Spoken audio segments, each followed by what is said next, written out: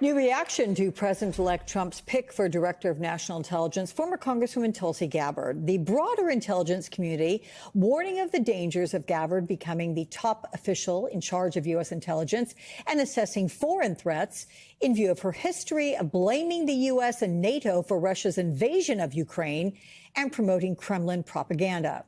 Joining me now is technology editor at Defense One, Patrick Tucker.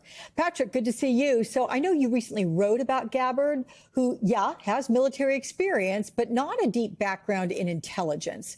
But the chief concerns surrounding her appointment are her Russia-aligned statements. So let's take a listen to what former UN Ambassador Nikki Haley said about Gabbard. Here it is. She opposed designating the Iran military as terrorists who say death to America every single day. She said that Donald Trump turned the U.S. into Saudi Arabia's prostitute. This is going to be the future head of our national intelligence. This is not a place for a Russian, Iranian, Syrian, Chinese sympathizer.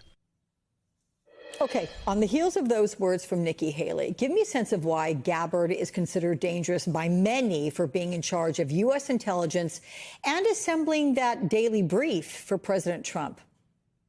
Right, exactly. We talked to several different people, senior former intelligence officials, current intelligence officials, some on the record, some speaking on background, and their concern is pretty universal. Remember, these are very non-political people. They look forward to serving across administrations. They really don't involve themselves in political discussions. It's really important to the credibility of the intelligence agencies they serve with.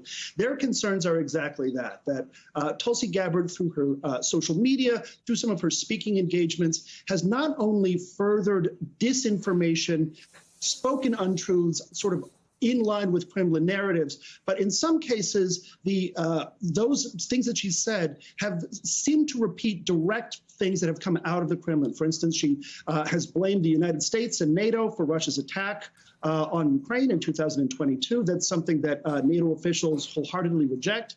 In 2021, she put forward on social media the idea that Ukraine was sponsoring or creating bioweapons labs with U.S. support.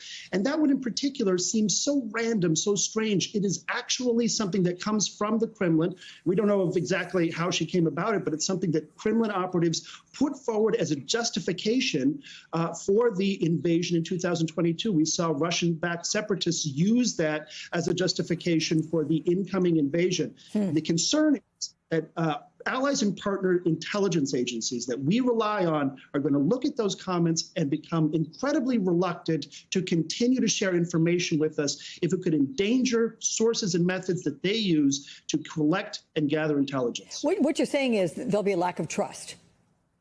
Right, exactly.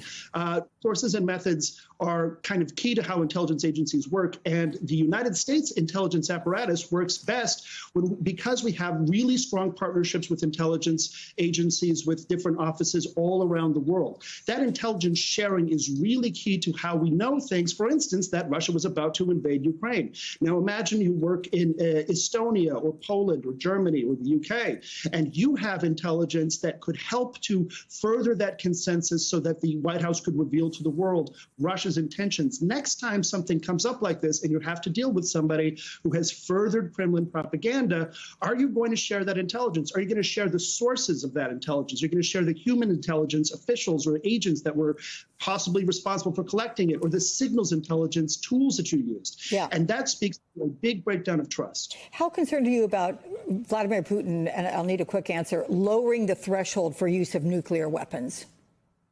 Well, it's in line with more of what they've said that they're going to do. This is saber rattling, essentially.